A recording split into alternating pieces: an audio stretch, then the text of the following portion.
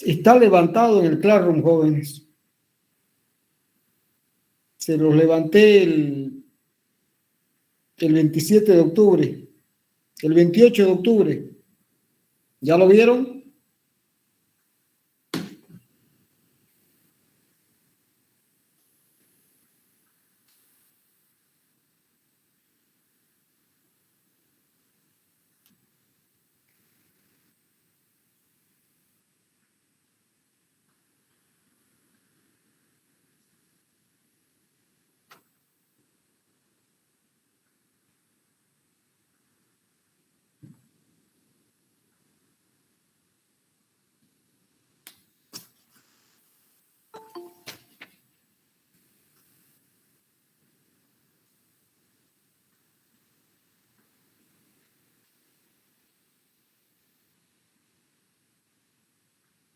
¿Ya lo vieron el apunte, jóvenes? Nada.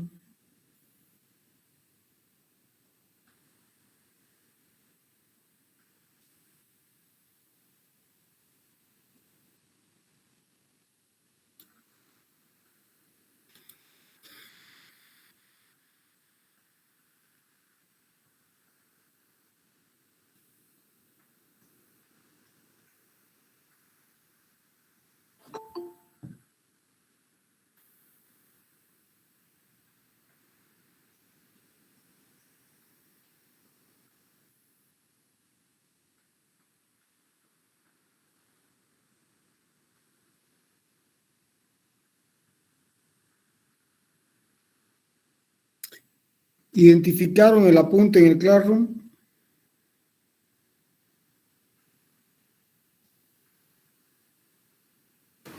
Sí, ingeniero.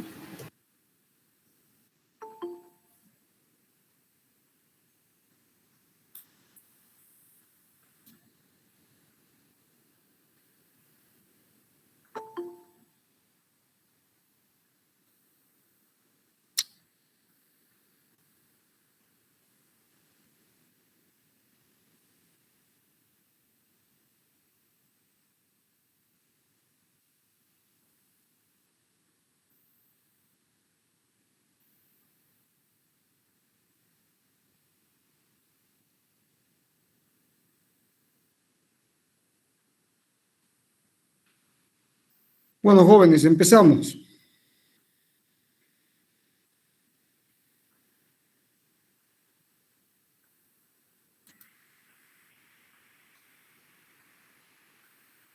¿Se ve la pizarra?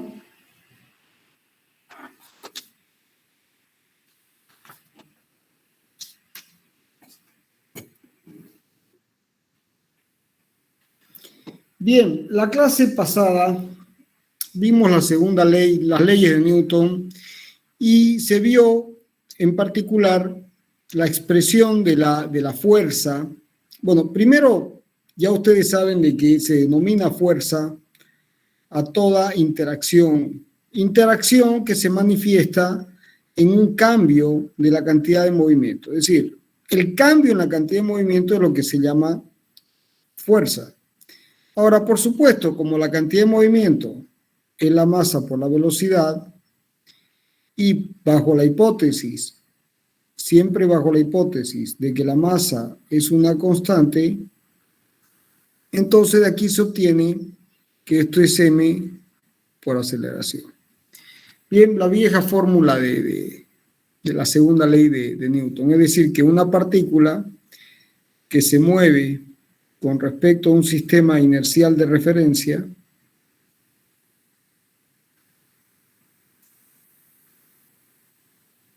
y el sistema inercial de referencia está definido por una base vectorial IJK,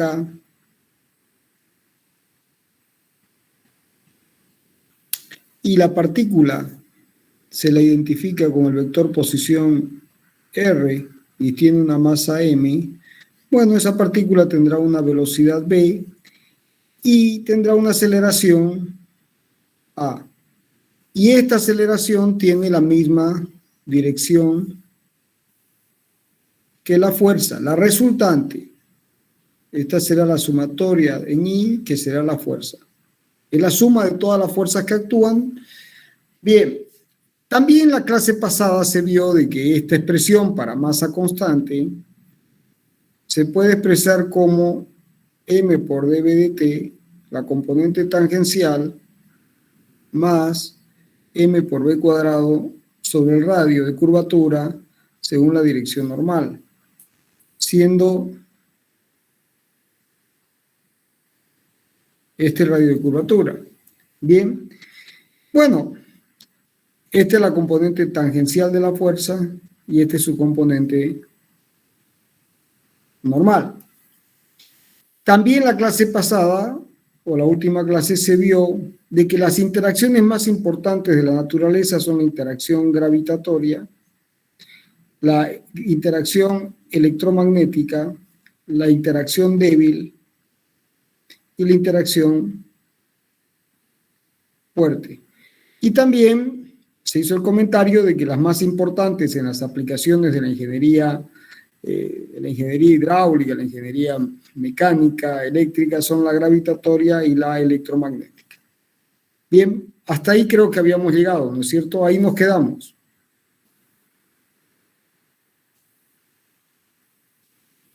¿Estamos bien? Jóvenes, ¿ahí nos quedamos o en qué quedamos?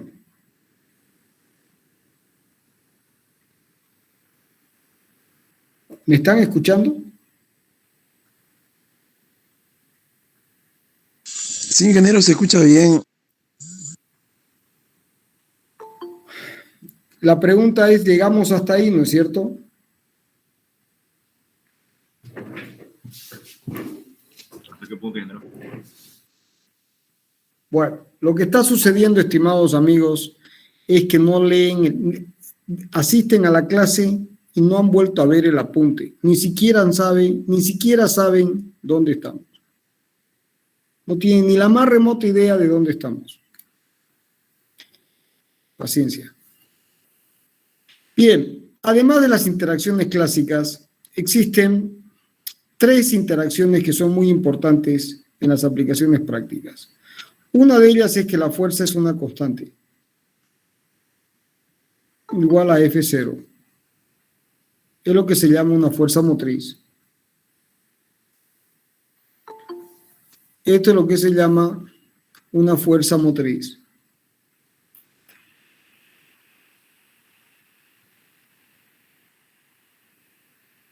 Una fuerza motriz o propulsora, porque genera propulsión. Entonces, en estas condiciones, F0 igual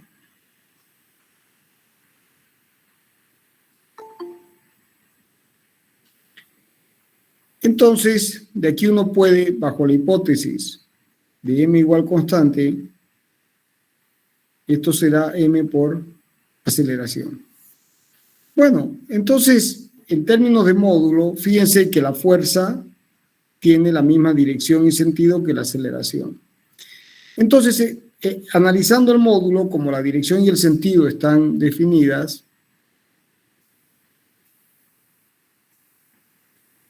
entonces F0 será m por dv a dt. O, en otras palabras, la fuerza por unidad de masa por diferencial de t será diferencial de v. Y si uno integra entre un tiempo inicial o entre 0 y t y una velocidad inicial y v, uno obtiene que F0 sobre la masa por el tiempo entre 0 y t es t, porque menos 0, y esto va a ser igual a v menos v0. O sea que la velocidad que adquiere la partícula ante una fuerza propulsora constante, si es constante, esto puede salir fuera de la integral.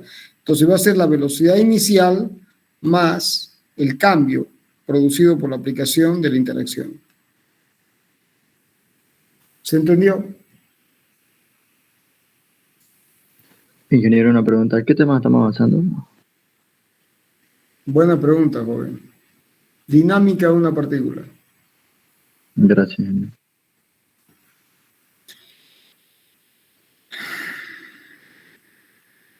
Bien, si ahora B se expresa como, por ejemplo, para movimiento rectilíneo, dx a dt, entonces esto puede expresarse como dx a dt, se puede nuevamente integrar, entonces queda que B0 diferencial de t más F0 sobre M por t diferencial de t es igual a diferencial de x.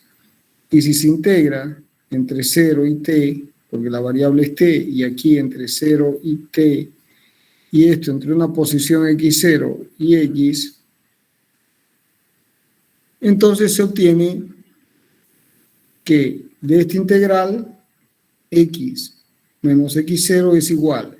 B0 es la velocidad inicial, que es constante, por t menos 0, o sea, por t, más, como por hipótesis F0 y M son constantes, pueden salir de la integral y queda t cuadrado sobre 2. O sea que la trayectoria es parabólica en el tiempo, es decir, que x es igual a la posición inicial más el cambio de la posición por la velocidad inicial, V0 por t, más el cambio en la posición por la aplicación de la fuerza. Si uno grafica en un diagrama espacio-tiempo, xt, si uno grafica en un diagrama espacio-tiempo, entonces aquí uno tendrá que para t igual a 0, x es igual a x0, la posición inicial, y luego tiene la ecuación de una parábola. ¿Se entendió? Sí. Bien, otra fuerza muy común es la fuerza de recuperación elástica.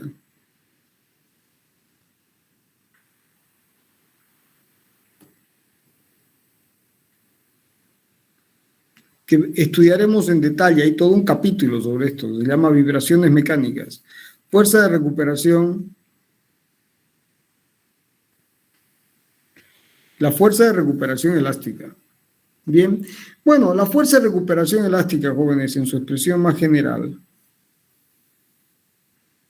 es proporcional al desplazamiento. O sea, si la partícula está a una distancia r y está vinculada a un resorte al origen de constante k, entonces aparece una fuerza de recuperación elástica que es menos k por r. Y esto puede expresarse como la componente en x menos k por x, la componente en y menos k por y, y la componente en z menos k por z. La mayoría de los casos prácticos son unidimensionales, es decir, uno adopta como sistema de referencia este. Entonces, si uno adopta como sistema de referencia ese, este es el origen, este es el sistema del resorte y esta es la masa. Entonces uno trabaja solamente con esta expresión, con menos k por x. Bueno, y esta fuerza, jóvenes, es una fuerza que es conservativa. ¿Qué significa que sea conservativa? Que admite función potencial. Ya veremos con más detalle este tema en vibraciones mecánicas. Bien, entonces fíjense, tiene las interacciones de la naturaleza, interacción gravitatoria, electromagnética, fuerte y débil, que son las interacciones típicas de la física, pero en las aplicaciones prácticas aparecen tres: la fuerza propulsora igual constante, tienen la fuerza de recuperación elástica, menos K por R, que esto da origen al capítulo vibraciones mecánicas, y luego tienen la fuerza de roce, que es importantísima en la ingeniería, porque todo lo que sucede en ingeniería se da con roce. No hay nada que no tenga roce. Bien, ahora, si ustedes observan, en todos estos casos, la fuerza de roce, en la mayoría de los casos, la fuerza es proporcional a la velocidad a una potencia n, según la dirección tangente. A una potencia de la velocidad. Entonces, fíjense, uno tiene fuerza igual constante, proporcional a r, al desplazamiento y proporcional a la velocidad. O sea que en el caso más general, f será una función del espacio, de la velocidad y del tiempo. Y esto tiene que ser igual para masa constante, igual a masa por la aceleración, pero la aceleración, jóvenes, se puede expresar como R2 puntos.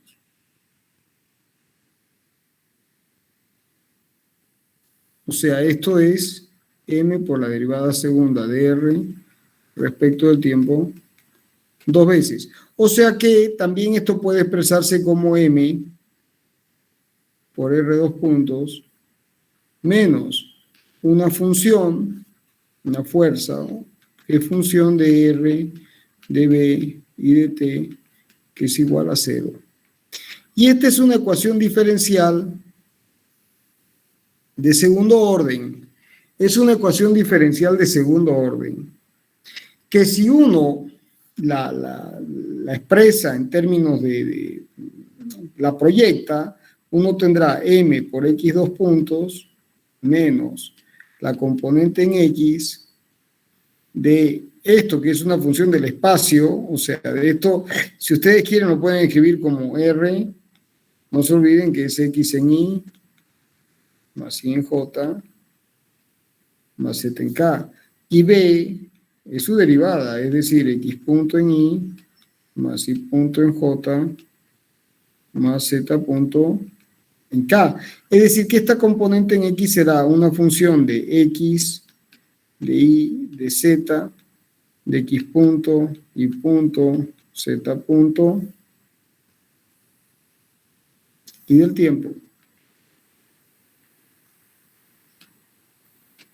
Igual a 0. Y de igual forma, proyectando en y, se tendrá m por y 2 puntos menos la componente en y, que es una función de x y z, de x punto, y punto, z punto, y del tiempo, igual a 0.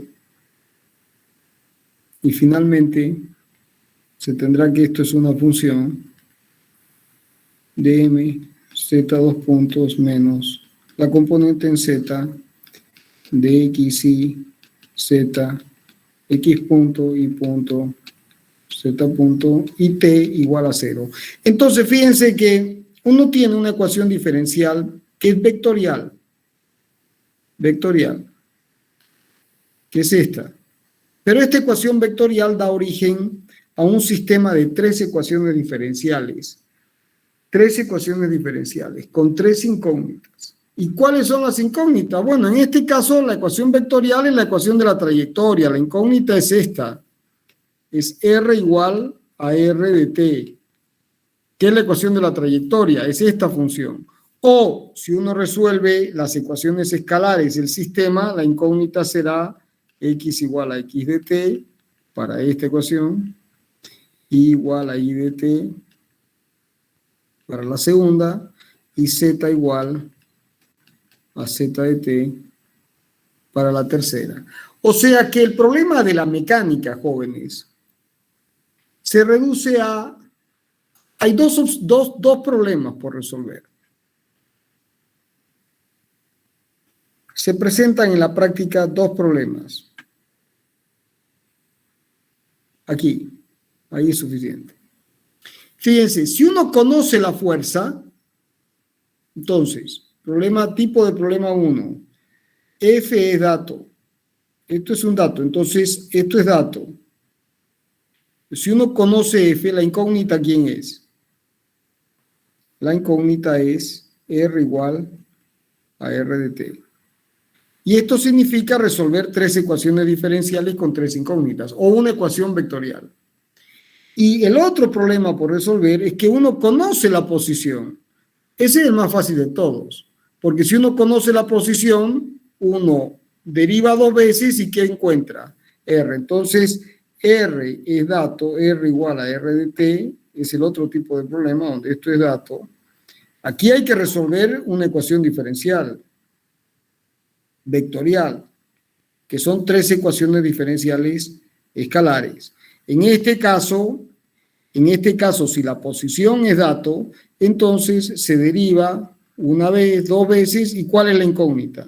La incógnita es la fuerza, que es el caso menos común. En la mayoría de los casos se conoce la causa y se busca el efecto. Se conoce la fuerza, se conoce la interacción y lo que se busca es la posición como una función del tiempo. ¿Se entendió, jóvenes?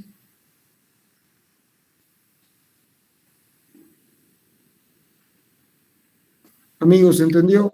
Sí, ingeniero. Sí, ingeniero. Bien. Bueno, hecho esto, vamos ahora a analizar el caso de movimiento en un medio resistente. Por favor, tomen el apunte que les levanté el 28 de octubre en el Classroom.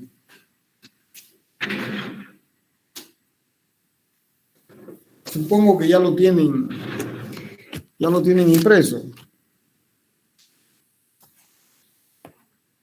Vamos a ir siguiendo ese apunte. ¿De acuerdo? ¿Ya lo identificaron? Sí, ingeniero. Bueno, este es uno de los temas con aplicaciones prácticas más importantes. ¿Por qué? Porque en la mayoría de las aplicaciones prácticas de ingeniería, en ingeniería hidráulica, en ingeniería mecánica, o sea, donde las cosas se mueven, la resistencia siempre existe. Entonces, vamos a estudiar el movimiento en un medio resistivo. Entonces, vamos a ir desde lo más simple hasta lo más complejo. Bien, entonces, lo primero que vamos a ver son las resistencias al movimiento en la naturaleza. Entonces, hay 2 tipos de resistencias. Hay una resistencia que es sólido-sólido.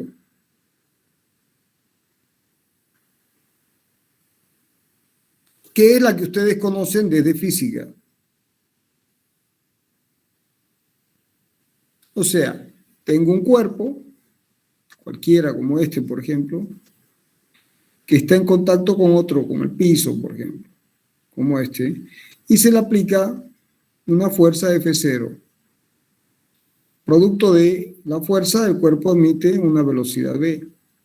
Pero producto de la interacción entre este sólido y este sólido, aquí aparece una fuerza de fricción. La fuerza de fricción. Aparece la fuerza de fricción. Entonces, esa fuerza friccional, que es la resistencia al movimiento, que es la que se opone al movimiento, que es la fricción, siempre va a ser, experimentalmente se observa que puede ser expresada como, primero, que va en la dirección tangente, es decir, si esta es la dirección normal y esta es la dirección tangente, su dirección es conocida, y es la dirección tangente, o sea, siempre es en la dirección tangente.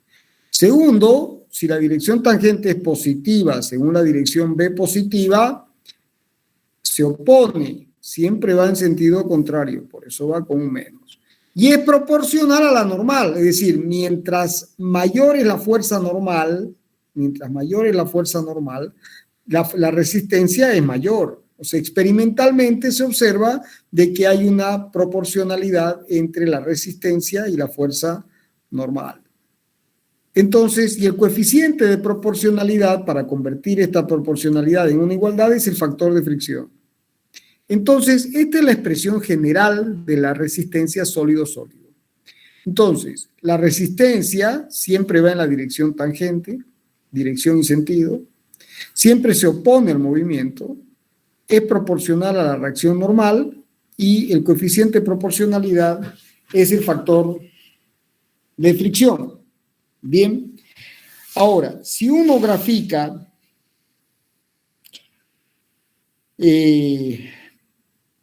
la relación entre la fuerza de fricción y la resultante según la dirección tangente, es decir, yo aplico F0 menos la fuerza de fricción. Entonces, al principio, el cuerpo no se mueve y se observa una relación que es una línea recta, así. Así. Entonces, ¿qué es lo que sucede? Que se alcanza un máximo y el cuerpo está en reposo. Y luego del máximo, cuando empieza a moverse, la resistencia cae y se estabiliza y se hace constante. Entonces, esto es lo que se llama, ahora, esta es la resistencia máxima estática. Esta es la fuerza de fricción estática en términos del módulo. ¿Y cuánto vale? Bueno, vale su módulo, como módulo, vale mu estático por la normal. Y es el máximo valor que puede alcanzar la fuerza de fricción.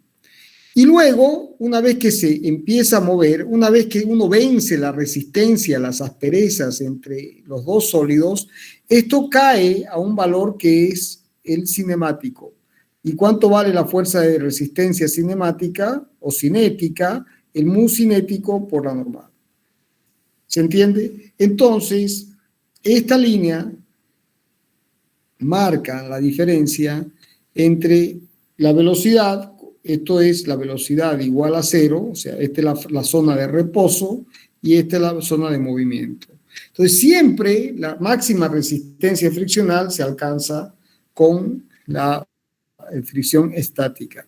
Y por supuesto, cuando hay movimiento, que es lo que interesa en la práctica, la resistencia friccional existe, pero es menor. Es menor. Entonces hay una diferencia. El coeficiente de fricción estático siempre es mayor al coeficiente de fricción cinético o cinemático. Bien. Bueno, más o menos para que tengan una idea, no siempre es así, pero un indicador es que 0,2 veces el mu estático es aproximadamente el mu cinético. Fíjense que el cinético es mucho menor que el estático. ¿Se entendió? Sí. Sí. Ahora, si en cálculo numérico, cuando se resuelven ecuaciones diferenciales con aplicaciones numéricas, que es algo que hoy está muy extendido por el uso de la computadora, también la fuerza de fricción se acostumbra a escribirla de esta forma. Es decir, no se olviden que acá se tiene el sólido, la resistencia, estamos hablando de la resistencia sólido-sólido, ¿no? Entonces, acá hay la fuerza motora, ¿no? Y aquí se tiene la velocidad, la fuerza motora, el sistema de referencia en coordenadas intrínsecas, la dirección tangente y la dirección normal. Entonces, aquí aparece la fuerza de fricción. Bien, esa fuerza de fricción también se acostumbra a escribirla como menos mu por la normal según la dirección tangente, ¿no? Ahora, también, en lugar del versor tangente, se acostumbra en muchos casos a escribir esto como la velocidad sobre el módulo de la velocidad. Porque fíjense, este es un vector que tiene módulo unitario y que tiene la dirección tangente. ¿Y cuál es la ventaja de escribir esto de esta forma? Menos mu por la normal por B sobre el módulo de B. Esto que si B es positivo, si este vector es positivo, la fuerza de fricción es negativa. Y si esto es negativo con esto positivo, la fuerza de fricción es positiva. Es decir que este cociente, es una forma de expresar el versor tangente y de dar el signo. Esto también significa el signo. El signo. Cuando esto sea positivo, la fuerza de fricción va a ser negativa. Y cuando esto sea negativo, la fuerza de fricción va a ser positiva. En otras palabras, la fuerza de fricción siempre se opone al movimiento. Esta es una expresión muy utilizada en cálculo numérico para resolver ecuaciones diferenciales, ¿no? Ahora, básicamente esa es su aplicación. Y esta función se llama función signo de B. función signo de B. ¿Y por qué se llama la función signo? Porque da el signo, el módulo es 1. ¿Se entiende? Se entendió el concepto de resistencia sólido-sólido y cómo se expresa y la variación entre la resistencia en condiciones estáticas y cinemáticas. Sí, ingeniero, se entendió. ¿Todos lo entendieron?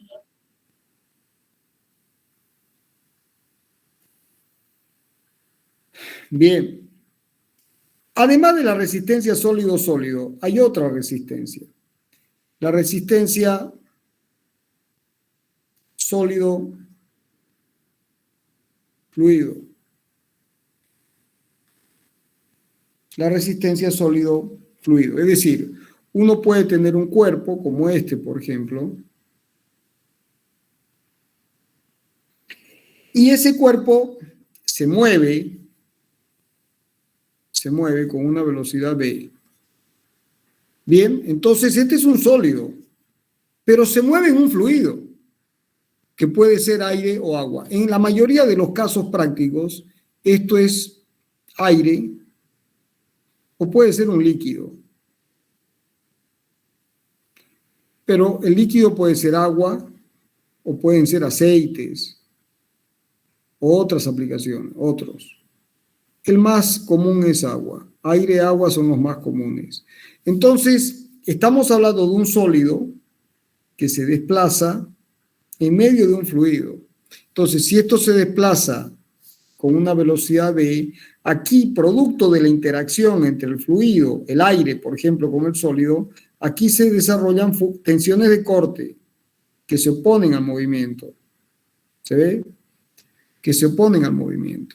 Tensiones de corte que se oponen al movimiento. Terminan dando una resistencia neta R.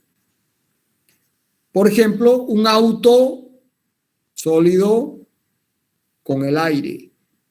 Entonces, en el caso de un auto, por ejemplo, uno tiene las dos. Uno tiene el auto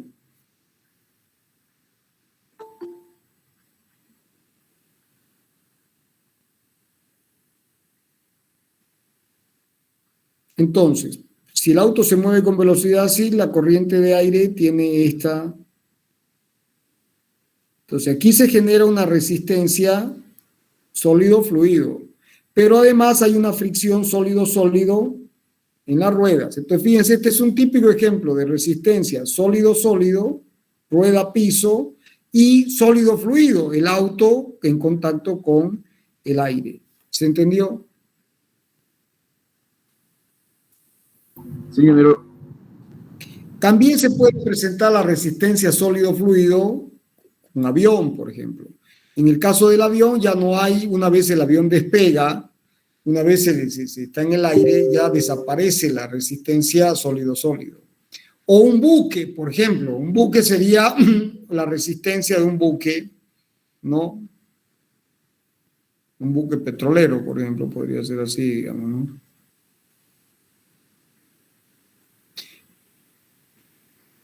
Entonces este es el nivel del agua, ¿no? Y se tiene, fíjense que tiene la resistencia del sólido con el fluido, con un líquido, por debajo de la línea de flotación, ¿lo ven?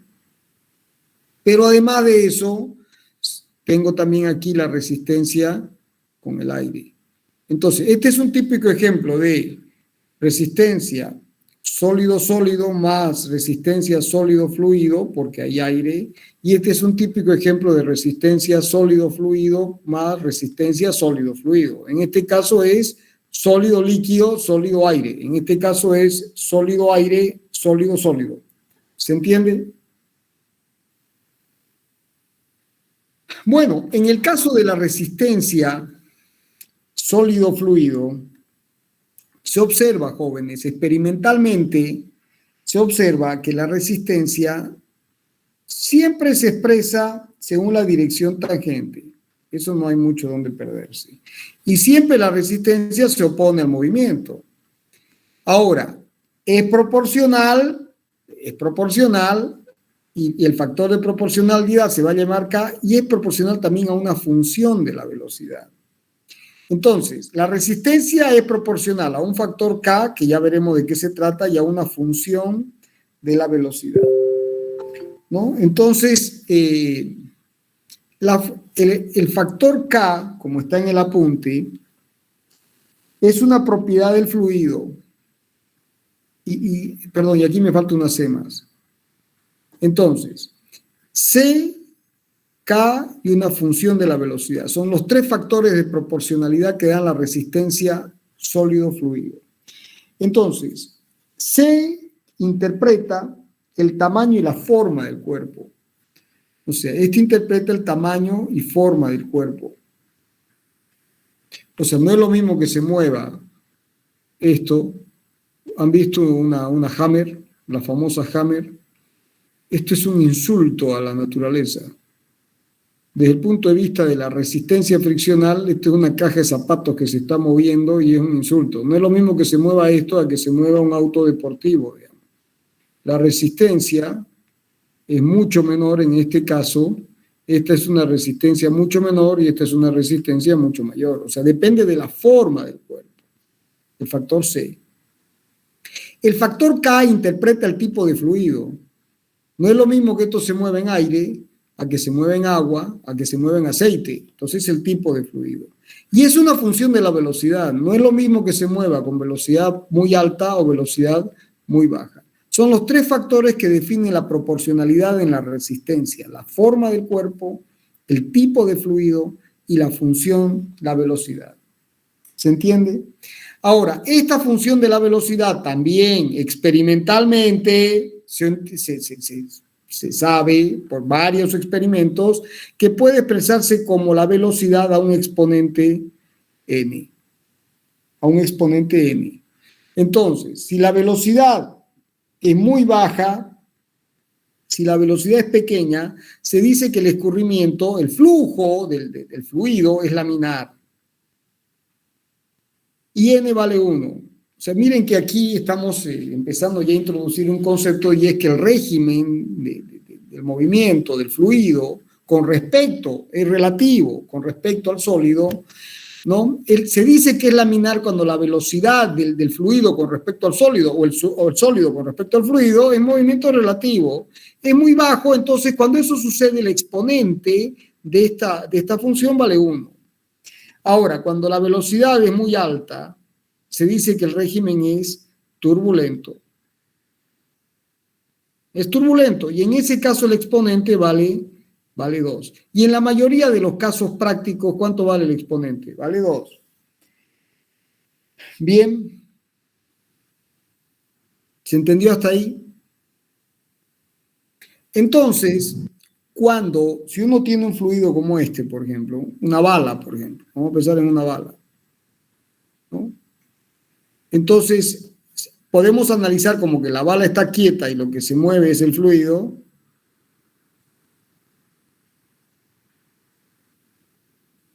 Lo que se mueve es el fluido. O que la bala se mueve y lo que se mueve y lo que está quieto es el fluido. Es lo mismo. Después, en un capítulo de mecánica de fluidos, en el capítulo de resistencia dinámica, vamos a ver de que no es estrictamente lo mismo. Cuando se mueve el fluido, la resistencia tiene un valor. Cuando se mueve el sólido, la resistencia es mayor porque el sólido arrastra el fluido. Pero eso es un capítulo de mecánica de fluidos. Entonces, en este caso se observa que las líneas de corriente, que estas líneas de corriente que circundan el objeto, ¿no?, se desprenden en el borde. Esto se llama punto de fuga. Se desprende, y al desprenderse aquí se generan unos remolinos, que son así. Y esos remolinos son centros de baja presión. Y esos remolinos que son centros de baja presión se llaman estela. Estela. Y por supuesto, como son centros de baja presión, si el cuerpo se está moviendo con velocidad v hacia adelante, estos centros de baja presión generan una resistencia adicional, V. Una resistencia adicional que se llama resistencia de estela. Es justamente esta resistencia adicional la que hace que este exponente suba a 2. ¿Se entendió el concepto de resistencia de estela? Sí, ingeniero. Sí, ingeniero. Entonces, fíjense que la resistencia se podrá expresar como menos considerando ahora que C y K es un solo coeficiente, será K por B según la dirección tangente, para B muy pequeño, flujo laminar, o la resistencia será menos K por B cuadrado según la dirección tangente, para B mayor. Este B cuadrado es producto de que aparece la resistencia de Estela. En flujo laminar, el flujo es la resistencia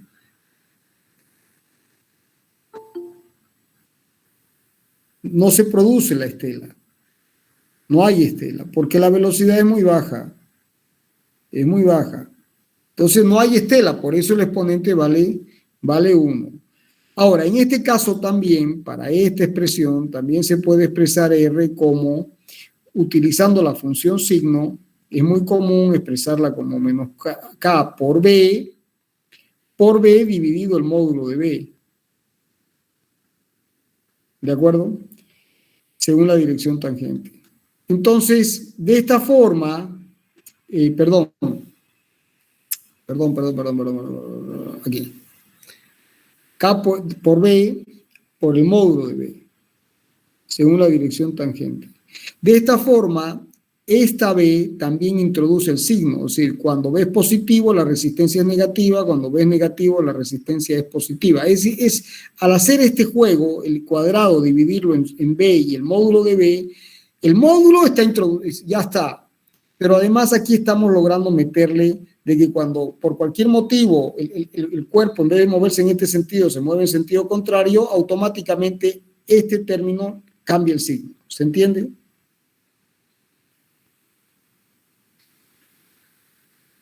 ¿Se entendió, jóvenes? Sí, ingeniero. Bueno, sigamos. Además de eso, jóvenes, hay lo que se llama la resistencia de onda.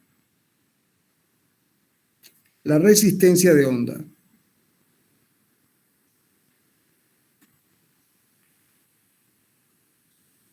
La resistencia de onda. Bueno, para que se entienda la resistencia de onda, tiene que entenderse que cuando un cuerpo se propaga en medio de un fluido, ¿no? Si el cuerpo se mueve en el medio del fluido, genera ondas. Basta con ver, por ejemplo, una lancha en un estanque. ¿Han visto la lancha en un estanque? Entonces se generan unas ondas, ¿las han visto? Así. Bien, entonces, ¿qué sucede? Que si el cuerpo se mueve con una velocidad muy baja, con B menor que la velocidad con la que se prepara la onda, es decir, la onda se propaga más rápido, se propaga así, esta es la velocidad de propagación de la onda y esta es la velocidad de propagación del cuerpo. Entonces, si el cuerpo va con una velocidad menor que la velocidad de propagación de la onda, bueno, no pasa nada. Ahora, si B se aproxima a la velocidad de la onda, entonces tenemos esta situación que dibujé al principio. Y si ahora yo quiero que B vaya a una velocidad mayor que la velocidad de la onda, entonces el cuerpo está así, la onda está aquí atrás. Es así. Ahora, aquí se genera una discontinuidad. Aquí, si hago un corte, voy a tener una onda. Entonces, para poder atravesar esta barrera, tengo que vencer la resistencia de onda. Hay una resistencia adicional para poder lograr que B sea mayor que A. Es lo que se llama resistencia de onda. En este caso,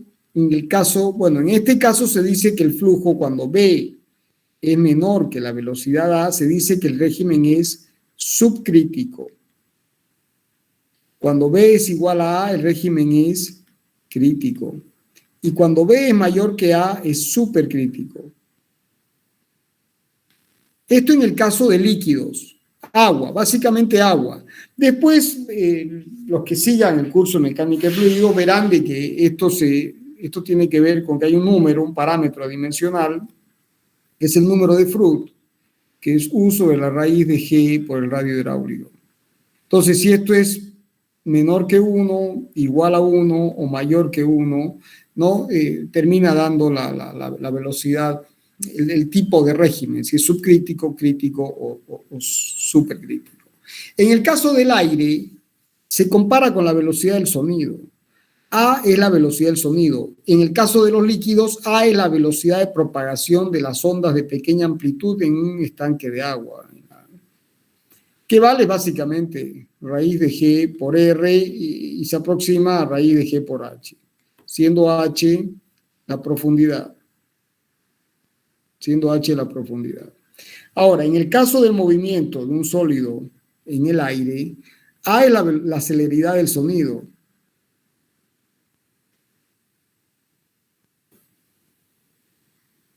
A es la celeridad del sonido.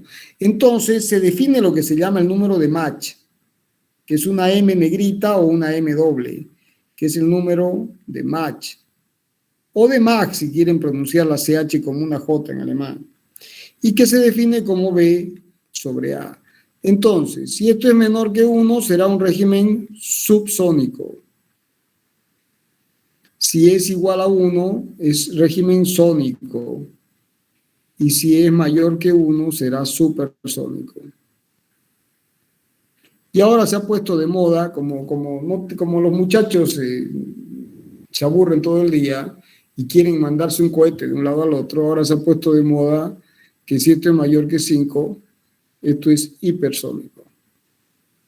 ¿Qué es el caso de ¿Qué significa que un cohete sea hipersónico? Que se mueve con un número de Mach mayor que 5.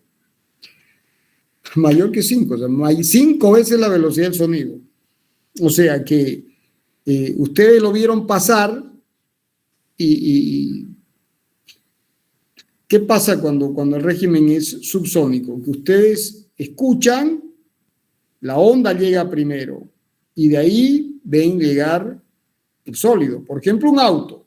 Escuchan el ruido y de ahí primero les llega el ruido y luego ven llegar el auto. Cuando el ruido llega junto con el auto, esto es igual a 1, régimen sónico. Pero cuando ustedes vieron pasar el avión, porque ese es un caso de un avión, y no sintieron un ruido, y el ruido llega después, que es la onda de choque, está en el régimen supersónico. Y cuando eso se llevó al extremo de que la velocidad es 5 veces la velocidad del sonido, es hipersónico. ¿Se entendió, jóvenes? Sí, ingeniero. Sí, Bueno, Sí, se entiende. yo les voy a hacer recuerdo de algo. Las famosas frases de Confucio. ¿Qué decía Confucio? Veo y entiendo. ¿Estamos de acuerdo? ¿Sí o no? Yo explico y ustedes entienden, ¿sí o no? Veo y entiendo. Pasa el tiempo y olvido. Mañana no se acordaron de nada. ¿Qué es lo que está pasando con el montón de cosas que tienen acumulado y que está tirado en un rincón, si es que tienen el apunte encima de su escritorio? Y entonces, ¿cuál es la diferencia entre entender y recordar? Entre veo y entiendo, pasa el tiempo y olvido, y entonces hago el esfuerzo, estudio, resuelvo problemas, entonces el entendimiento no solo es entendimiento, sino que también es recuerdo. Pero si no hay el estudio inmediato, lo que entendieron lo van a olvidar. Bueno, vamos a empezar ahora el análisis con el movimiento rectilíneo. Entonces, vamos a estudiar el movimiento de un elemento en un medio resistente para el caso de movimiento rectilíneo y para el caso de movimiento curvilíneo. O sea, siguiendo una trayectoria curva y movimiento rectilíneo, siguiendo una trayectoria recta. ¿Se entiende? Entonces, vamos a empezar por el caso más simple, que es el movimiento rectilíneo. Bueno, como el movimiento es rectilíneo, adoptamos un sistema de referencia unidimensional, un observador inercial. Se tendrá la partícula en una posición inicial x0 en el tiempo t0 con una velocidad v sub 0. Y luego, al cabo de un cierto tiempo t, habrá una posición x y una velocidad v, y esta es la posición. Bien. Bueno, esta es la condición inicial, las condiciones de partida, y estas son las condiciones genéricas en un instante cualquiera. Bien. ¿Cuáles son las fuerzas que actúan sobre el cuerpo? Bueno, considerando la fricción, ¿no? Se tendrá el peso. En el caso más general se tendrá la normal. Se tendrá una fuerza propulsora. Esto es muy importante. Una fuerza propulsora, por ejemplo, la propulsión de la hélice de un barco. No, acá se tendrá la fuerza de fricción. O sea, no se va a considerar la rotación del cuerpo por el brazo de palanca que se genera aquí porque estamos en la dinámica de un punto material. Esto es como un punto material. Después analizaremos el movimiento de un sólido. Bien, entonces se adoptarán como condiciones iniciales. No se olviden de las condiciones iniciales. Hicimos toda una explicación sobre eso. Las condiciones iniciales son para t igual a 0, la posición será x0 y la velocidad será v sub 0. Bien, entonces como aquí hay una sola dimensión, suma de fuerzas, la resultante, tendrá que ser igual a masa por aceleración. Entonces, en este caso, la suma de fuerzas en X será igual a la variación de la cantidad de movimiento en X respecto del tiempo. Y esto va a ser igual para masa constante M por dV de X con respecto al tiempo. Bien, ahora, si hacemos que B coincida con V sub X, porque hay una sola dimensión, es movimiento rectilíneo, entonces esto lo podemos escribir como M por dV dt.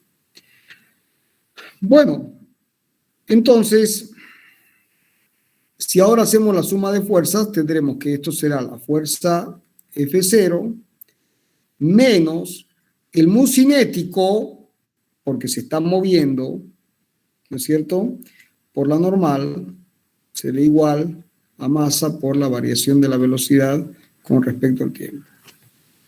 Fíjense que ahí termina la física, jóvenes. Aquí terminó la física. Lo que viene a continuación ahora es matemáticas. Aquí termina la física. Ahora vienen sus habilidades matemáticas. Si yo, ¿qué tengo que hacer? Resolver la ecuación diferencial, que además es una ecuación diferencial muy simple, porque es una ecuación diferencial de variables separables. Puedo separar las variables. Entonces separo. Entonces me queda que F0 sobre M menos el mu cinético sobre M por la normal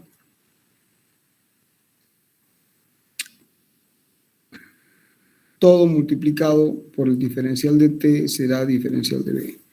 Si ahora integro entre 0 y un tiempo t genérico, y entre b0 y b, porque lo que está cambiando es diferencial de b, como todo esto es una constante, la fuerza propulsora es constante, el coeficiente de fricción cinético es constante, la normal es constante, todo esto sale fuera de la integral, entonces queda que esto es F0 sobre M menos un cinético sobre M por la normal, todo multiplicado por T, la integral entre 0 y T, pero 0 es 0, T menos 0, listo. Y esto será B menos B sub 0. Bien, bueno, nuevamente, fíjense que se repite la historia. Vamos a terminar con una relación parabólica. Es decir, B es igual a B sub 0 más F0 sobre M menos mu sub C sobre M por N, todo multiplicado por T. Ya se tiene la velocidad como una función del tiempo. Fíjense que la velocidad como una función del tiempo, si uno grafica esto, para t igual a 0, b es igual a b sub 0. Si uno grafica b en función del tiempo, esto es la ecuación de una línea recta. Para t igual a 0, esto vale b sub 0. Bien, ¿y esto qué es? Es la pendiente de la recta. O sea, si este ángulo es θ, la tangente de θ, ¿cuánto vale? La tangente de θ es esto. ¿Se entendió? La tangente de la recta va a ser más parada o más echada dependiendo de esta diferencia. Bueno, si ahora quiero integrar de nuevo, esto es de x de t. Entonces, diferencial de X va a ser, paso el diferencial de T más F0 sobre M menos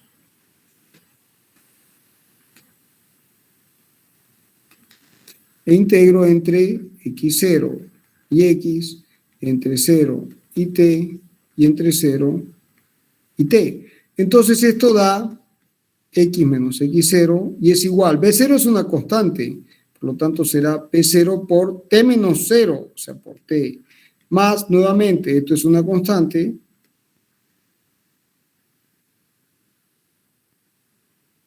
Y la integral de T es T cuadrado sobre 2 entre 0 y T, y está. ¿Qué es la ecuación de una parábola?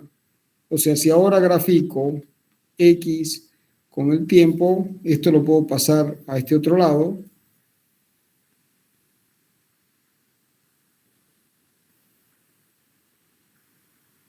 Entonces, para T igual a 0, esto es 0, esto es 0, esto es X0, y esto tiene la ecuación de una parábola, que es una trayectoria parabólica. ¿Se entendió? Bueno, en el caso en el que, fíjense que aquí dejé la normal. Cuidado con ese tema. La dejé a propósito, porque si solamente está actuando el peso, en este caso la normal, ¿cuánto vale? mg. Ah, pero si yo aquí tuviera una fuerza así, por ejemplo, ¿cuánto vale la normal? La normal vale mg más esta fuerza fi. O sea que cuidado con la normal. La normal es la resultante de la fuerza según I. Claro, en la mayoría de los casos, como no hay esta fuerza, uno dice vale mg, pero no siempre es así. ¿Se entendió? Sí, ingeniero. ¿Todo lo entendieron? Sí. Bueno, ahora, F sub 0 es la fuerza motriz.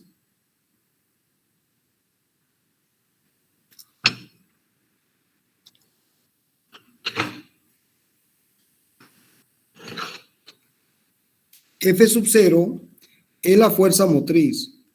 ¿Cómo se entiende la fuerza motriz? Es la fuerza propulsora. Por ejemplo, si uno tiene un barco,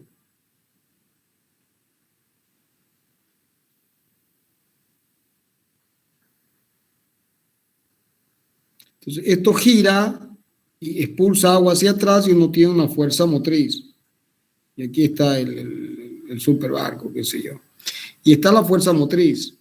Entonces, en muchos casos y en problemas prácticos, les van a decir, calcule qué distancia recorre el barco si la fuerza motriz, si se apaga la hélice.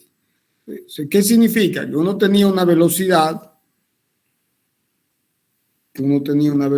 allí, uno tenía una velocidad y les están pidiendo en cuánto tiempo se va a detener, por ejemplo, o a qué distancia se va a detener. Entonces, ustedes con esa velocidad plantean de que F0 cuánto vale. Vale 0. Entonces, va a ser B0 menos este término, hasta que va a llegar un momento en el que la velocidad se va a hacer 0 y se detuvo. ¿Se entendió? Sí, ingeniero. Bueno, y ahí tienen en el apunte la condición del X máximo. ¿Sí? ¿Cuánto puede recorrer el barco y en qué tiempo alcanza el reposo? Bueno, ¿se entendió hasta acá, jóvenes? Sí, ingeniero. Sí.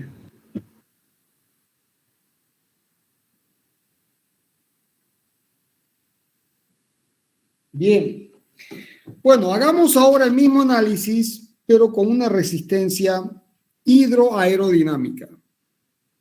O sea, ya no estamos hablando de una resistencia sólido-sólido, sino que la partícula tiene una fuerza motriz, F0, se presenta una resistencia. Y se presenta una resistencia. Y por supuesto, esta es la dirección la dirección tangente. Bien. Y la resistencia se va a expresar como menos K, que es el factor deforme del fluido, por la función de la velocidad según la dirección tangente. Y bajo la hipótesis de masa igual constante. Bueno, si se hace la suma de fuerzas según la dirección tangente, ¿qué es lo que uno obtiene?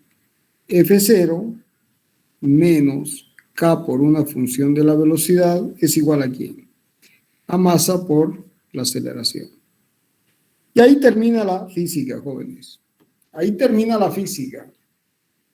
¿Qué viene a continuación?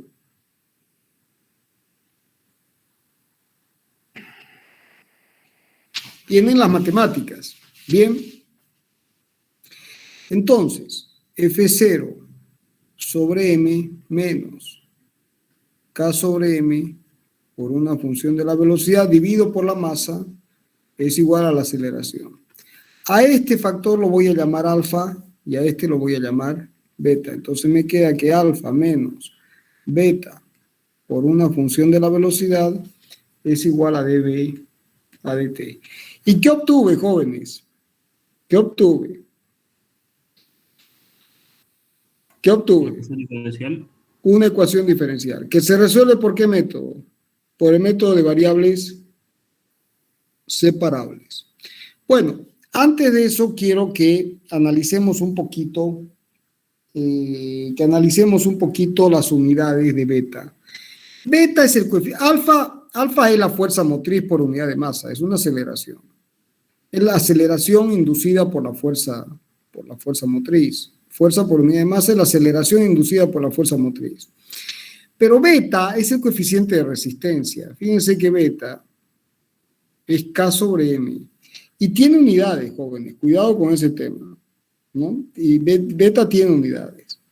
Entonces, beta que es K sobre M, y no hay que olvidarse que R es K, el módulo de R, o sea, nos olvidamos del signo, vale R por una función de la velocidad. O sea que K tiene unidades de fuerza sobre unidades de la función de la velocidad. O sea que esto, en definitiva, podrá escribirse como unidades de R, pero aquí abajo tengo la velocidad a un exponente m. Entonces, este K, las unidades de K, serán unidades de fuerza, que son estas, sobre velocidad, longitud sobre tiempo a la n. Bueno, y va a depender de qué expresión se adopte. Ahí en el apunte tienen bien el detalle. Y fíjense que beta, en el apunte está el álgebra, es sumar y restar exponentes, puede tener, es L a la 1 menos n sobre t a la 2 menos n. Longitud sobre tiempo con esos exponentes. Bueno, en definitiva, si n vale 1 o vale 2, entonces para n igual a 1, beta tiene unidades de frecuencia. Es 1 sobre segundo. Y si n vale 2, beta tiene unidades de inversa longitud, o sea, 1 sobre metro. Entonces, atentos con las unidades de beta. Beta adopta diferentes unidades dependiendo de si el exponente en la resistencia, en la fórmula de resistencia, vale 1 o vale 2. Ya vamos a ver más adelante cómo es posible expresar esto. Bueno, ahora está en el apunte, está a continuación. Esto se resuelve de la siguiente forma. En mecánica de fluidos, en resistencia dinámica, como que el coeficiente de resistencia tenga unidades, es complicado. Pero bueno, es parte de la ingeniería. La ingeniería es así. Entonces, en mecánica de fluidos se resolvió el problema de la siguiente forma. Si ustedes tienen un fluido como este, por ejemplo, un sólido como este, y hay un fluido que escurre con una velocidad no perturbada o infinito, entonces, producto de la interacción entre el sólido y el fluido, se genera una fuerza cualquiera. que es esta. Y esa fuerza se la descompone en dos, lo que se llama el arrastre D y la sustentación. Esto más esto es igual a esto. Y L. ¿Por qué se llama D? Porque viene del inglés drag, arrastre. ¿Por qué se llama L? Porque viene del inglés lift, que es sustentación. Arrastre y sustentación.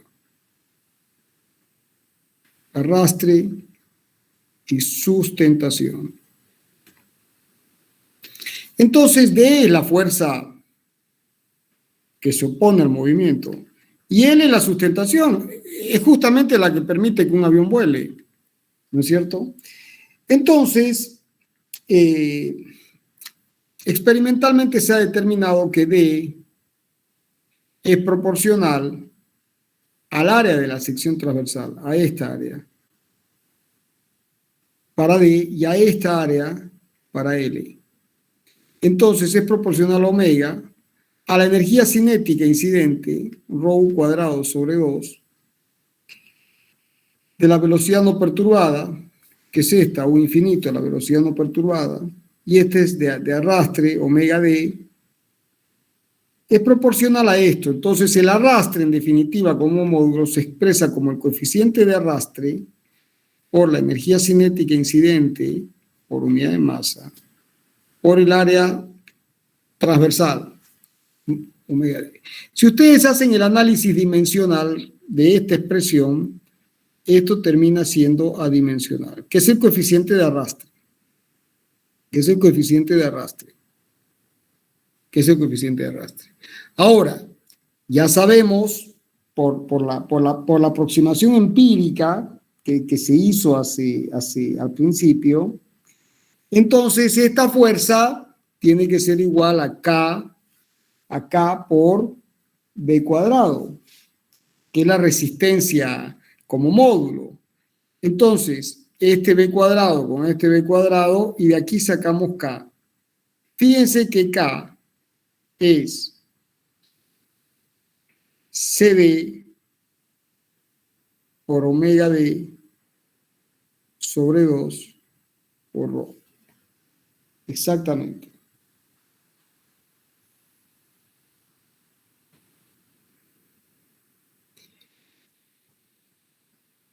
¿Estamos? Ahora,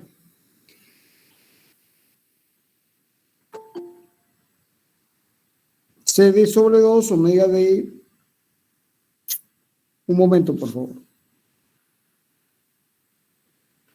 Claro, y beta, si ahora divido por la masa,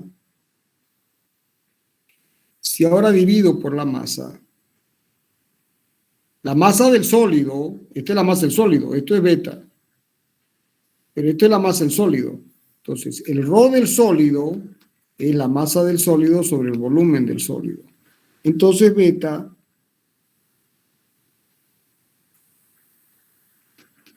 es igual a CD por omega D sobre 2 por ρ del fluido sobre la masa, pero la masa es ρ del sólido por el volumen del sólido.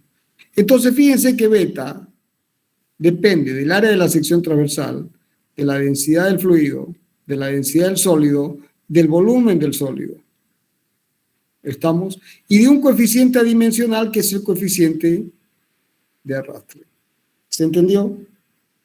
Bueno, esta expresión permite vincular C sub D con beta y beta con C sub D. O sea, porque en muchos casos hay que buscar el valor del coeficiente de arrastre. Entonces, en muchos casos aparece CD. Bueno, ¿cómo transformo CD en beta? Bueno, esta es la expresión. ¿Y cómo transformo beta en CD? Despejando a la inversa. ¿Se entiende?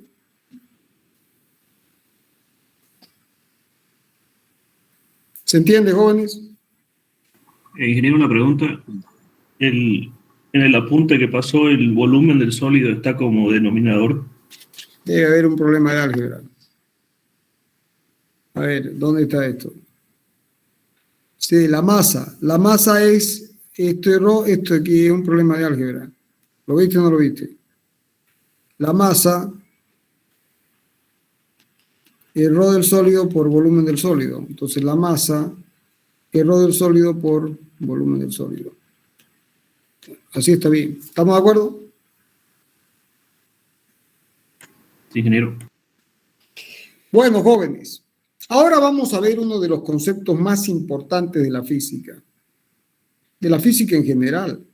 No es solamente de la mecánica racional o de la mecánica de fluidos, es de la física en general. Es el concepto de velocidad límite.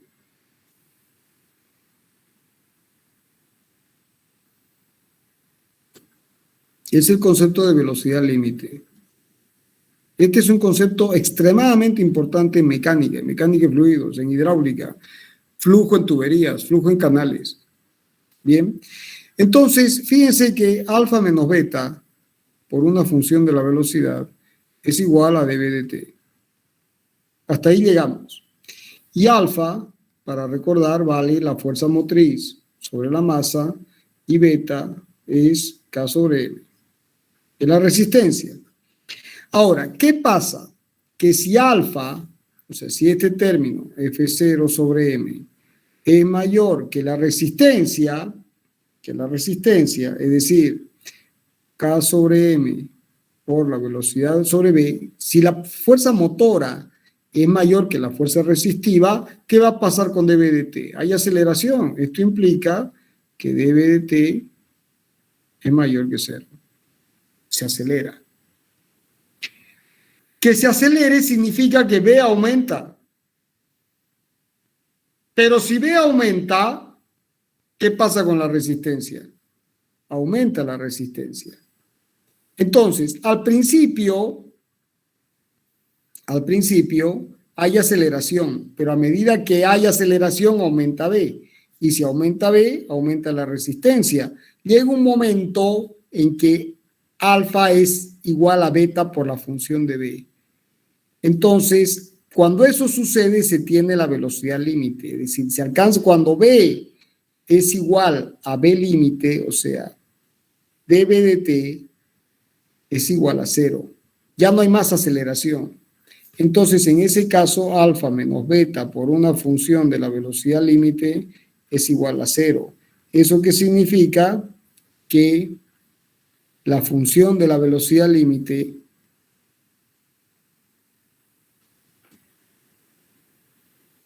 es igual a alfa sobre beta. Bueno, si esta FB es igual a B, entonces B límite es igual a alfa sobre beta.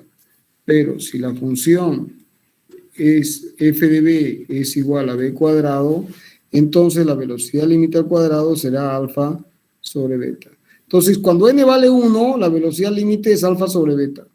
Y cuando n vale 2, la velocidad límite es la raíz cuadrada de alfa sobre beta.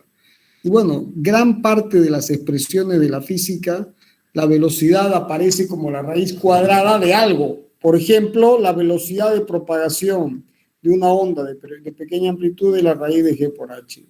La velocidad de la luz en el vacío es la raíz cuadrada de la permitividad por la permitividad eléctrica por la permitividad magnética.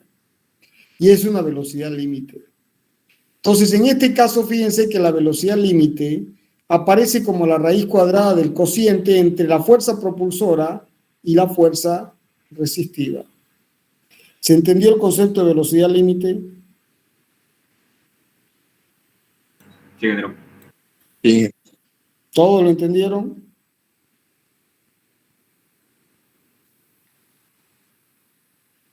Bueno, ahora, fíjense acá que todavía uno puede tener dos opciones. Uno puede alcanzar la velocidad límite partiendo de una velocidad V0. Entonces uno acelera y la curva tiende asintóticamente a un valor, esto es VT, tiende asintóticamente a un valor de la velocidad límite. Este es un típico gráfico de aceleración donde la curva tiende asintóticamente a la velocidad límite. Ya van a ver que en las ecuaciones la velocidad límite es una asíntota. Es una asíntota, o sea, no se alcanza. Este es un típico ejemplo de movimiento acelerado. Entonces voy ganando velocidad, pero al mismo tiempo aumenta la resistencia hasta que la fuerza motora es igualada por la resistencia, por lo tanto me muevo con velocidad límite. Bien, ahora, también podría ser que yo parta con una velocidad muy alta, como esta, V0, y el proceso sea inverso, es decir, en este caso A es mayor que 0 hasta que se alcanza la velocidad límite, y en este caso podría ser el gráfico así, donde A es menor que 0. Y aquí se alcanza la velocidad límite por disminución. ¿Se entiende? Ingeniero, ¿algún ejemplo del segundo gráfico? Cuando empieza, o sea, la velocidad límite se alcanza. Yo parto más arriba de la velocidad límite.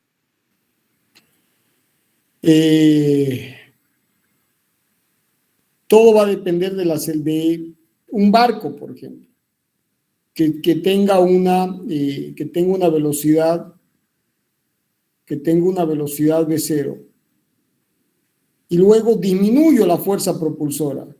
Entonces la velocidad va a ir disminuyendo. Si yo no anulo la fuerza propulsora, esta va a ser la ecuación. Ahora, si anulo la fuerza propulsora, ¿cómo va a ser la ecuación? Como la primera, como el primer en cero. ¿De acuerdo? O sea, esto corresponde a una anulación parcial de la fuerza propulsora. Bien. O sea, estás yendo a 100 kilómetros por hora y disminuyes la velocidad y te estabilizas en 50. Ahora, si vos agarras y apagas el motor, vas a tener esto y te vas a estabilizar en 0. ¿Se entendió? Sí, ingeniero, gracias. Bueno, y en este caso, por ejemplo, ¿cuál es el típico ejemplo? ¿Cuál es el típico ejemplo de esto?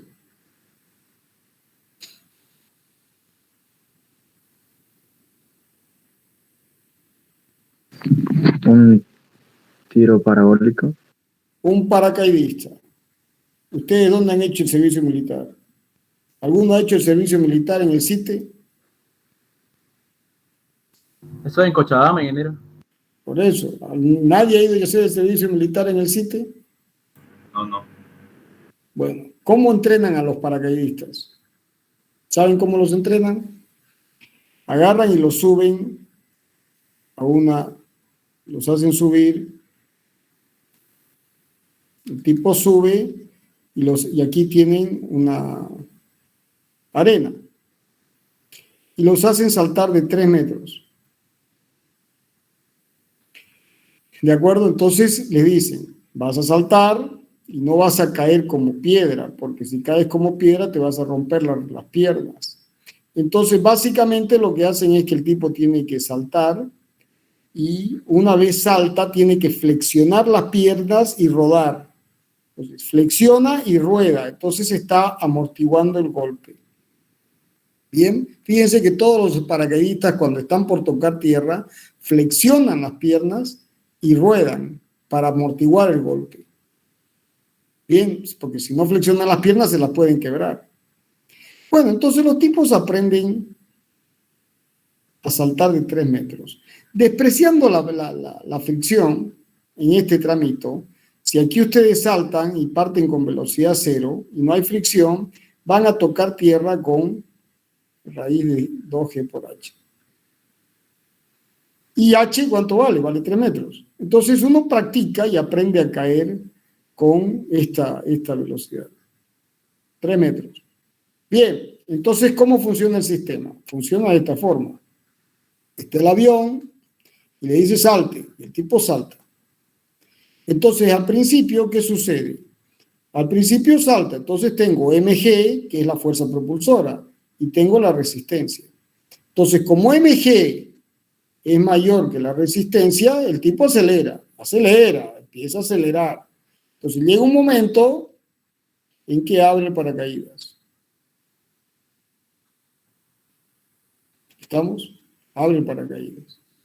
Muy bien, entonces, otra vez aquí tengo mg y aquí tengo la resistencia. Lo que hace el paracaídas es aumentarme la resistencia. Me aumenta la resistencia.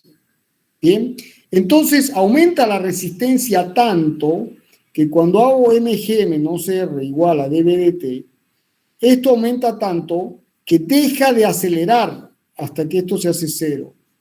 Entonces se alcanzó la velocidad límite.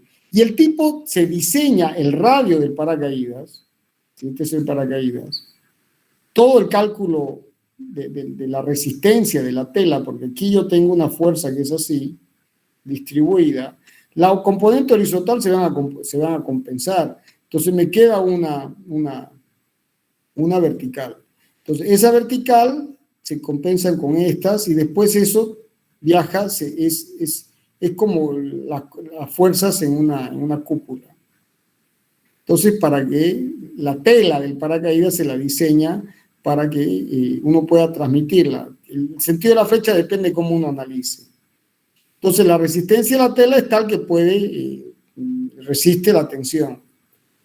Bueno, y el radio del paracaídas tiene que ser tal que la velocidad límite tiene que ser menor que raíz de 2G por H. ¿Y este 2G por H cuál es? Es este, con el que el tipo practicó y aprendió a caer y a tocar tierra. Entonces se diseñan los paracaídas con la condición de que el radio del paracaídas me genere una velocidad límite que sea menor a la velocidad de una caída libre desde 3 metros, que es donde practican y uno aprende a saltar. Este es un típico ejemplo donde uno parte con una velocidad, cuando salta tiene velocidad cero, y el tipo empieza a acelerar hasta que alcanza la velocidad límite. Ahora, cuidado con el concepto de velocidad límite, ¿no? O sea, por ejemplo, si uno salta y no se abre el paracaídas, igual se va a alcanzar la velocidad límite. ¿Estamos de acuerdo? Van a tener G y aquí va a haber una resistencia. Y van a acelerar y acelerar y acelerar, ¿no? ¿Qué es lo más que puede hacer el tipo? Puede echarse, atina a echarse. ¿Han visto cómo se echan? Y abren las piernas y abren las manos. Y se echan. ¿Para qué? Para aumentar la resistencia. Para ponerla al máximo. Entonces, cuando la ponen al máximo la resistencia, lo que están haciendo es tratar de alcanzar la velocidad límite.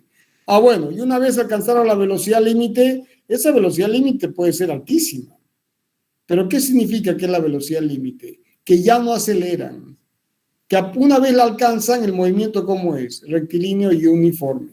Entonces, claro, si no se abrió el paracaídas, ¿no? Se van a estampillar contra el piso sin aceleración, pero se van a estampillar. ¿Se entendió? ¿Se entiende, ingeniero? ¿Se entendió el concepto? Bueno, en canales, jóvenes, el flujo en canales, ¿no? Al principio, cuando el agua empieza a fluir en canales, lo que sucede, visto de arriba, si este es el canal y estos son los taludes, y esta es la entrada, ¿no? Al principio, el flujo se acelera, hasta que a partir de una cierta distancia, ¿no? Como el canal siempre está inclinado y hay la componente del peso, bueno, se alcanza el equilibrio, o sea, la fuerza motora es igual a la fuerza resistente. Y cuando eso sucede, muy bien, entonces aparece una velocidad, que es la velocidad de régimen uniforme. Bueno, ¿y esa velocidad cuál es? La velocidad límite. Es la velocidad límite. ¿Se entiende?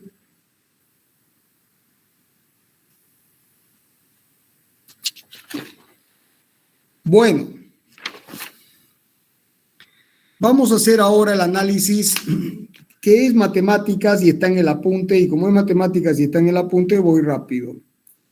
Vamos a hacer el análisis, fíjense, la ecuación es alfa menos beta por una función de la velocidad igual a dB de t. Bueno, vamos a hacer el caso en el que la función de la velocidad es igual a b. Bien, bueno, entonces esto es alfa menos beta por b es igual a dB a dt. Y esta es una ecuación diferencial de variables separables. Entonces me queda que diferencial de b sobre alfa menos beta por b es igual a diferencial de t. Integro. Bueno, integro, en el apunte estoy integrando entre 0 y t, y entre b0 y b. Esta integral es t. ¿Y esto qué es? El logaritmo neperiano. Entonces ahí tienen el logaritmo neperiano, se hace en el apunte se los he hecho ordenadito para que recuerden las integrales, pero la idea es que ustedes lo hagan bien y solos. Entonces esto es el logaritmo, se hace una sustitución del tipo, no hay que olvidarse que en este caso alfa menos beta por b igual a 0, o sea, la velocidad límite es alfa sobre beta. Entonces, sacando factor común, me queda que la integral de diferencial de b sobre alfa de 1 menos beta sobre alfa por b es igual a t, pero esto es la inversa de la velocidad, entonces me queda la integral de entre b0 y b, de diferencial de b, de 1 menos b sobre b límite, es igual a alfa por t.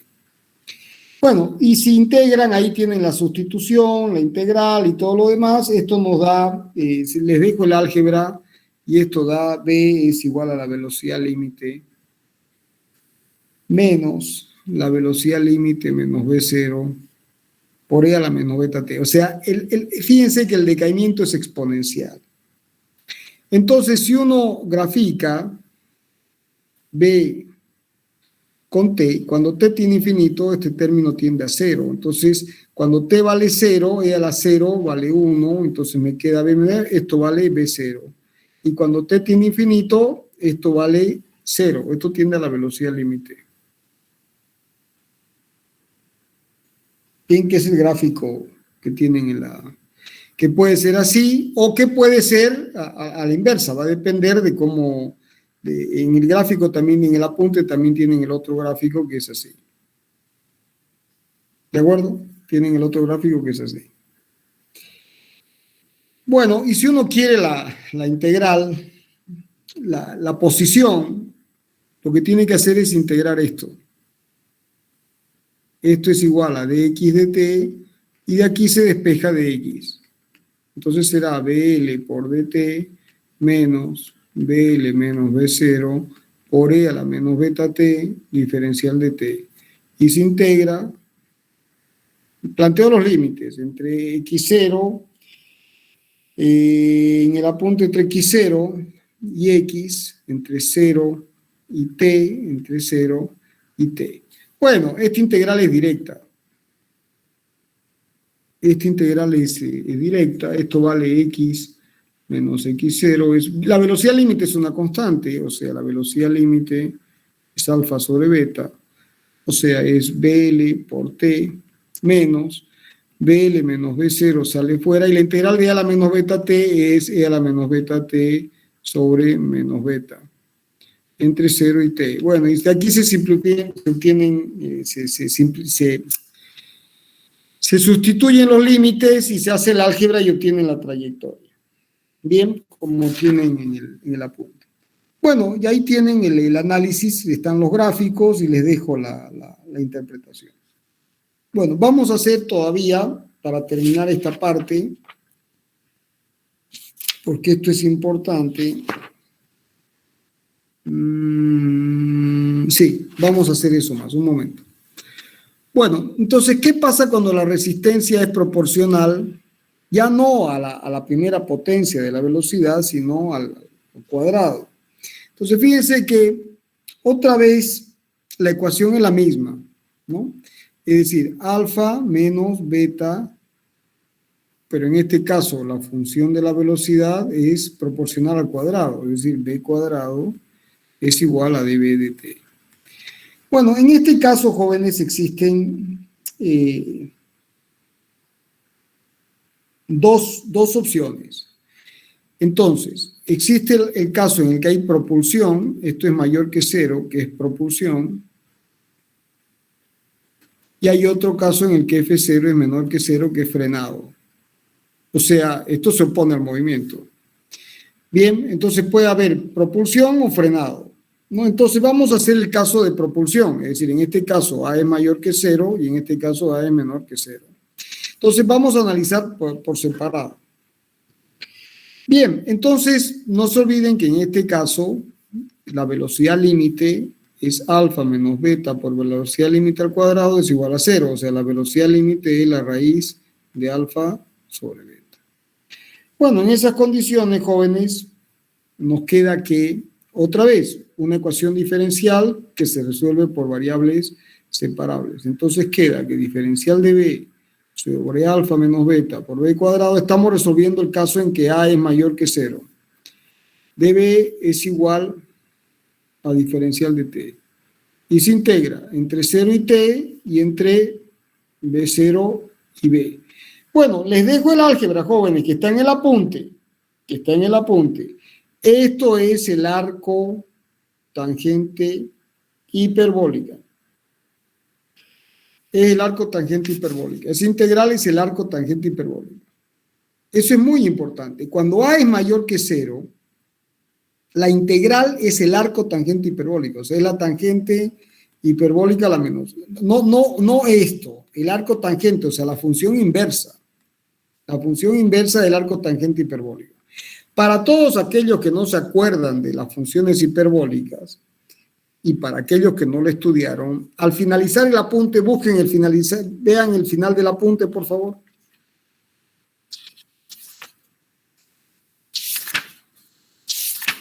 ¿Están ahí o no queda nadie?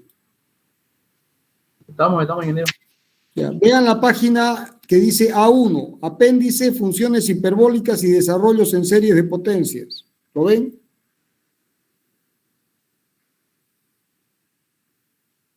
Sí, lo vemos. Ya, ahí les he puesto para los que no, para los que no se acuerdan y para los que no lo estudiaron, da lo mismo.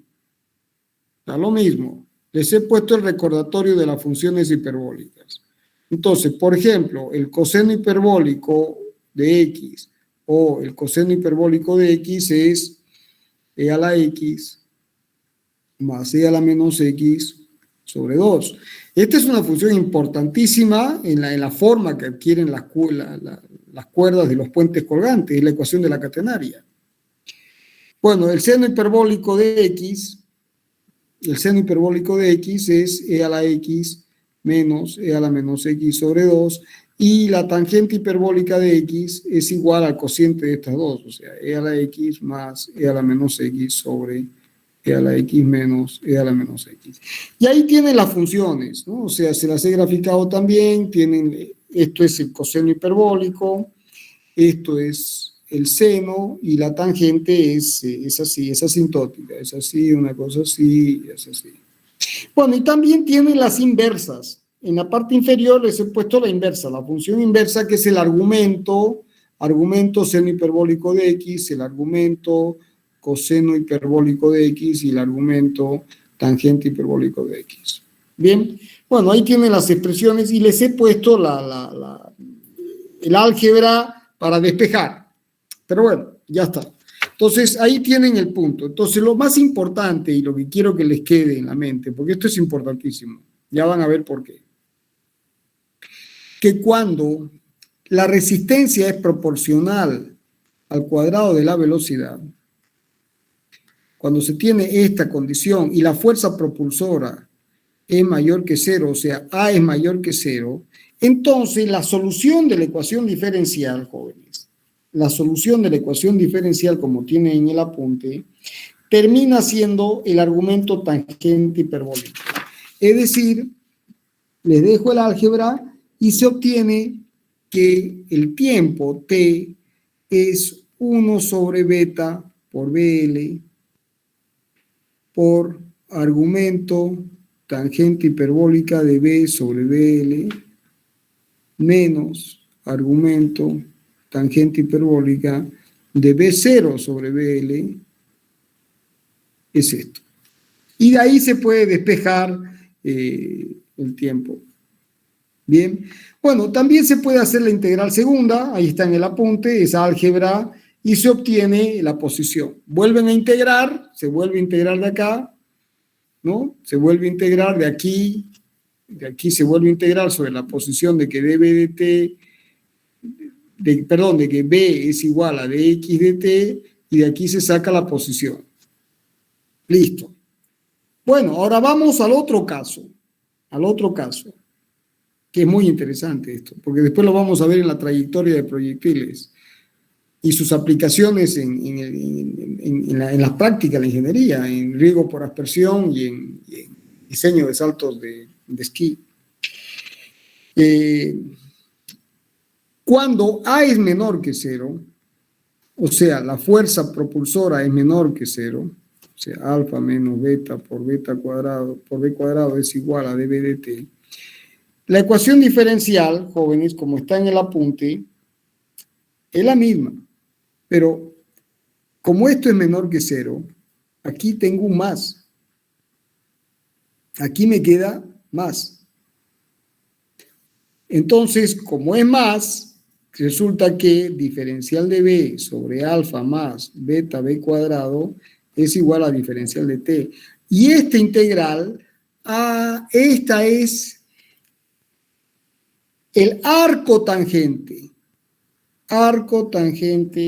de b sobre bl. Entonces, cuando a es mayor que 0, es el argumento tangente hiperbólica.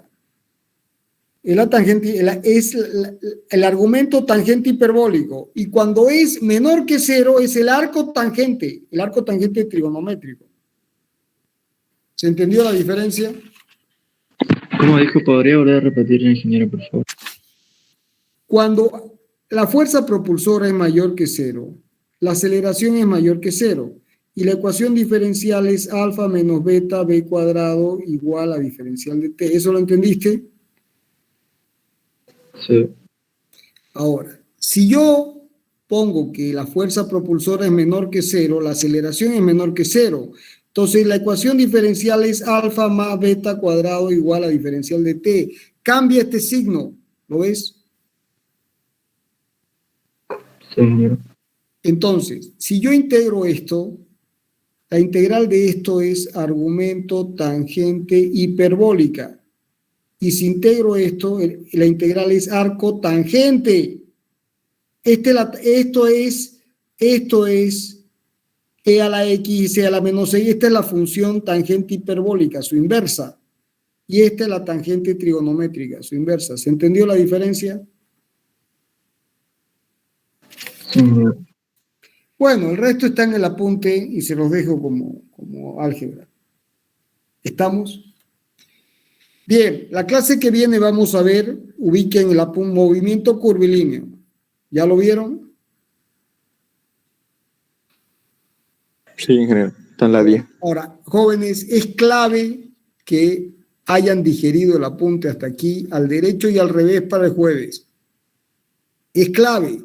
Si no han hecho esto unas 2 o 3 veces y han llevado el álgebra siguiendo el apunte, primero el planteamiento físico y luego la matemática, y tienen el apunte de guía, tienen que hacerlo solo 2, 3, 4 veces. Si no hacen eso el jueves, va a ser otro idioma, ni se va a entender. ¿Se entendió?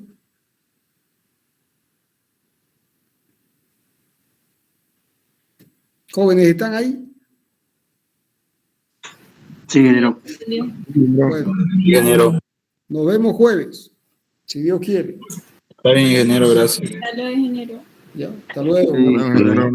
Hasta el jueves.